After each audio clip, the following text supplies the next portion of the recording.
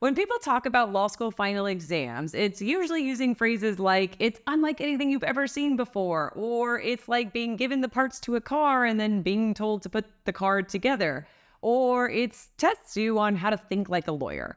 All of which doesn't actually tell you what a law school final exam is. And so I thought it would be fun to break down what a law school final exam actually looks like, how to go about actually answering a law school final exam, and be sure to stick around to the end because I'm going to share with you guys the biggest mistakes I see new law students make all the time that prevent them from getting the grades that they want on final exams. And if you're already in a place where you're curious about what it actually looks like to put together a rock solid law school grade strategy, definitely check out my free Beat the Curve guide. It will walk you step by step through my signature process of how to use every hour of your time to really set yourself up for grades that you're excited about before you ever set foot into law school.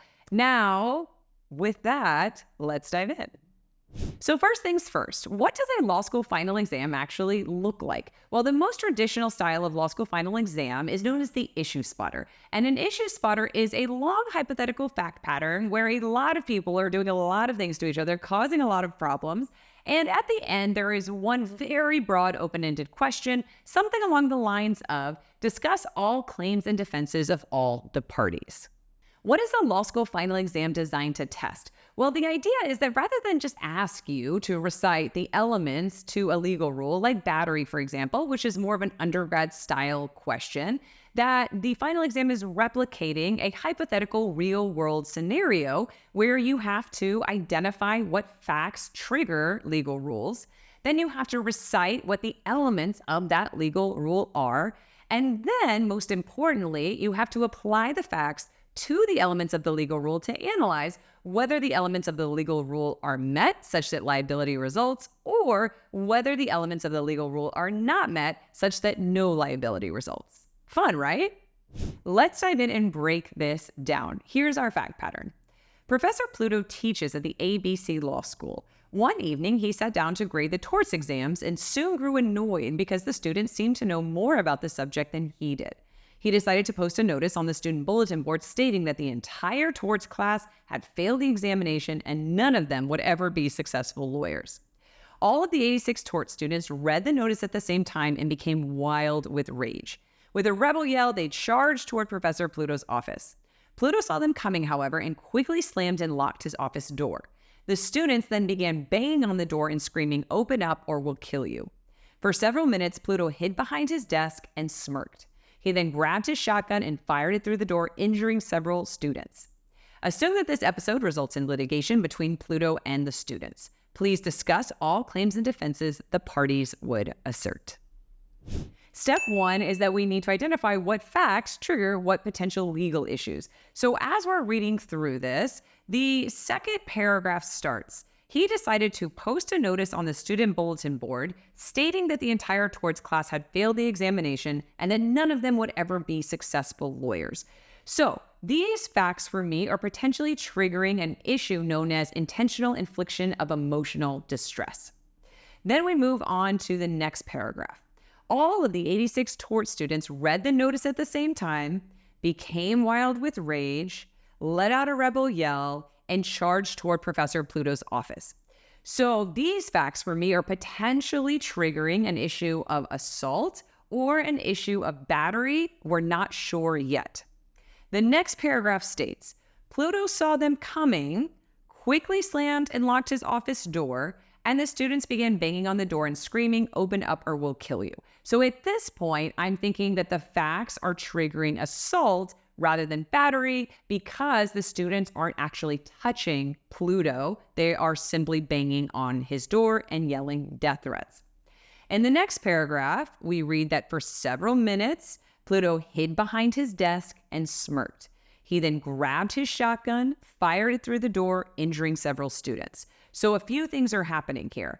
For me, there's a potential issue of Pluto being locked in his office and those facts triggering potentially false imprisonment.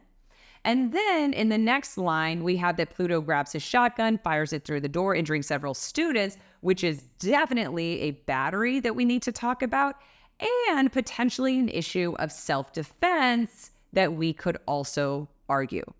So as you could see, as we're walking through the fact pattern, we're looking for facts that potentially trigger legal issues that we will have learned about in class. Step 2 is to then recite the elements of the legal issues that you spotted. So let's take false imprisonment as an example. The rule for false imprisonment is that false imprisonment occurs where 1, the defendant acts with the intent to confine another, 2, the other is confined, and 3, the other is conscious of the confinement or is harmed by it. Step 3 is then to take the facts, apply them to the legal rule elements to analyze whether the legal rule elements are met or are not met. So that could look like, in this case, 1, the students acted with intent to confine Pluto by charging Pluto's office, banging on Pluto's door, and yelling, "Open up or we'll kill you." 2, Pluto was in fact confined in his office for several minutes. And 3, Pluto was conscious of the confinement, i.e. Pluto was awake, even though it doesn't appear that Pluto was harmed by the brief confinement. As a result, a court would likely find that the students are liable to Pluto for false imprisonment. If you've made it this far, congratulations, because now we're going to dive into the biggest mistakes that I see new 1Ls make on their final exams that prevent them from getting the points they're totally capable of.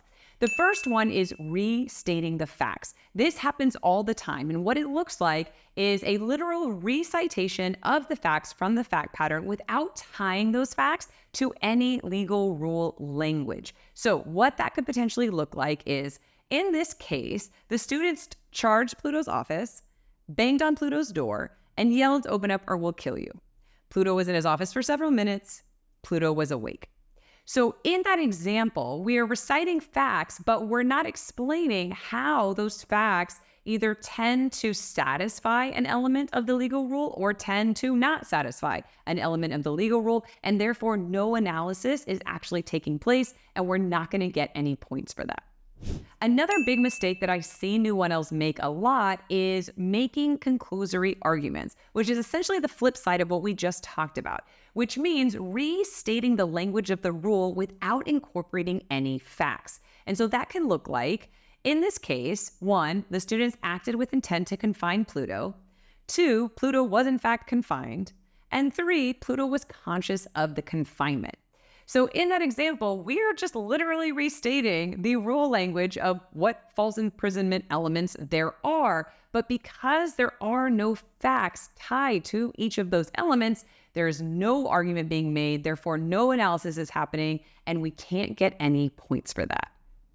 Another big mistake that 1Ls make all the time on final exams, which in my opinion is the biggest mistake of all, is assuming that there's a right answer.